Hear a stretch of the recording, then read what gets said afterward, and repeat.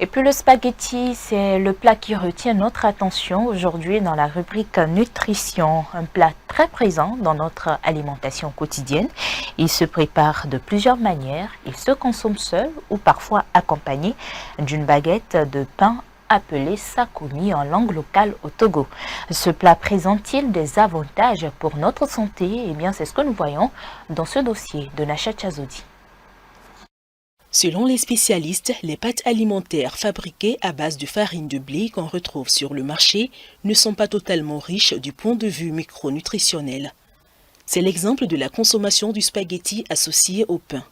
Pourtant, la composition de ce plat à base purement des farines de blé ne respecte pas souvent les principes nutritifs. Dans ce cas, le consommateur n'envoie rien que du glucide à son organisme. Cette habitude alimentaire est à proscrire. Les gens font l'association de pâtes alimentaires et du pain, pensant qu'ils sont en train de diversifier leurs repas. C'est la même chose. Plus de 90% des pains que nous avons, c'est à base de blé. Pareil pour les pâtes alimentaires. Et donc, vous associez deux types de blé, ou bien deux repas issus du même blé. Les gens ont trouvé des astuces ou bien des voies de contournement. Et ils ajoutent de la mayonnaise, ils y mettent du ketchup, tout ce qui peut leur agrémenter la pâte. Et puis, ils se bourrent la panse en imaginant ou bien en espérant se nourrir. Non, ils s'alimentent, mais ils ne se nourrissent pas. D'autres disent qu'il faut faire le rouge.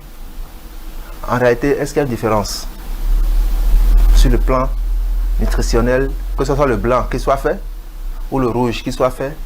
Pâte alimentaire, c'est pâte alimentaire.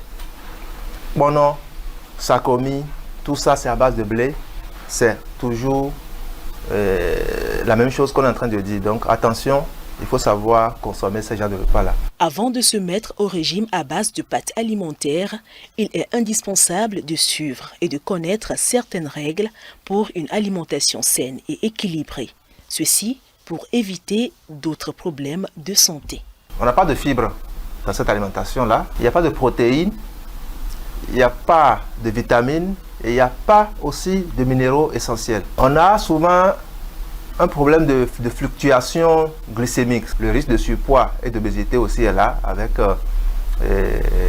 la surcharge glucidique qu'on fait aussi. Si on fait le récap de tous ces points critiques sur les pâtes alimentaires, on va demander à ce que sa consommation soit accompagnée d'autres aliments qui vont rendre ce plat beaucoup plus nutritif. Il faut qu'il y ait beaucoup de crudités qui accompagnent les pâtes alimentaires. Et donc quand vous faites de la pâte alimentaire, il faut qu'il y ait de la carotte, il faut qu'il y ait de la betterave, il faut qu'il y ait beaucoup d'oignons, il faut qu'il y ait de la tomate.